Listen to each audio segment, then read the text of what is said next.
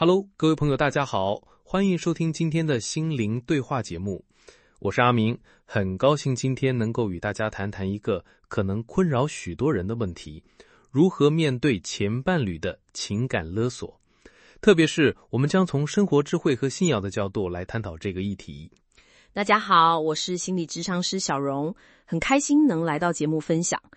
这个话题确实很普遍，无论是否有信仰背景的人都可能遇到。没错，我们今天希望从全面的角度来探讨，让每位听众都能获得启发。首先，小荣老师，什么是情感勒索，特别是在前伴侣之间？情感勒索是指一方利用另一方的愧疚、恐惧或责任感来控制对方的行为或决定。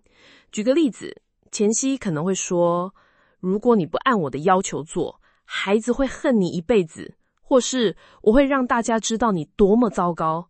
这些都是透过情感压力来达到控制目的的。听起来真的很有压力。我想很多朋友都会好奇，为什么有些前伴侣会采取这种手段呢？通常背后有几个因素，包括未处理的伤痛、对关系结束的不接受、经济依赖，或者就是想保持某种控制感。有时候这也反映出个人内在的不安全感。人在感到失去掌控时，往往会采取极端手段来重获那种掌控感。那从信仰和心灵健康的角度来看，我们该如何面对这种情况呢？我认为可以从3个方面思考。第一，建立健康的界限。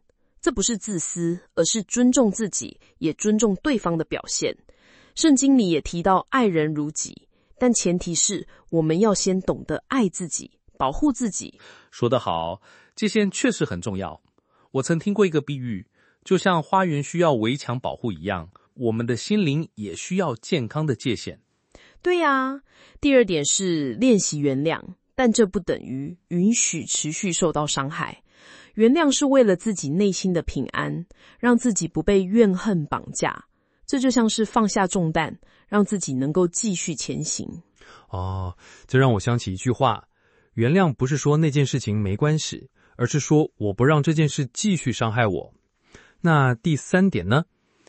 第3点是寻求支持系统，可以是朋友、家人、心理咨商师，或是信仰社群。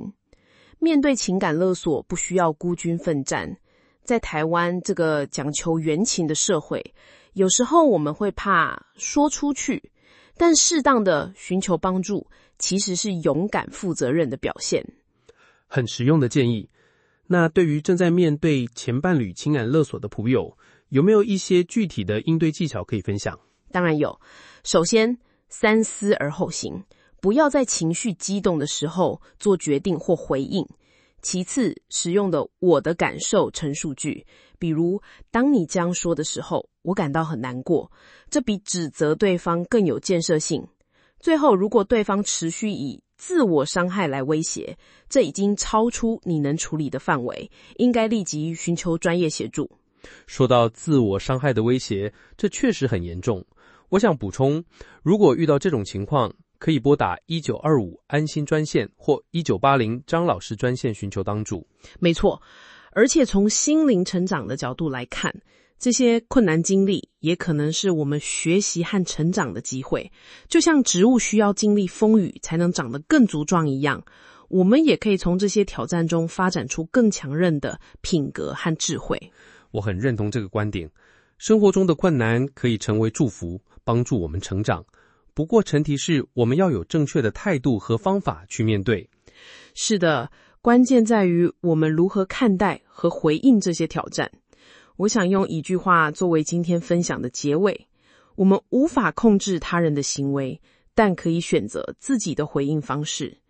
爱自己，也善待他人，这不仅是心灵健康的表现，也符合信仰中爱的精神。谢谢小荣老师今天精彩的分享。亲爱的听众朋友，希望今天的节目对你有所启发。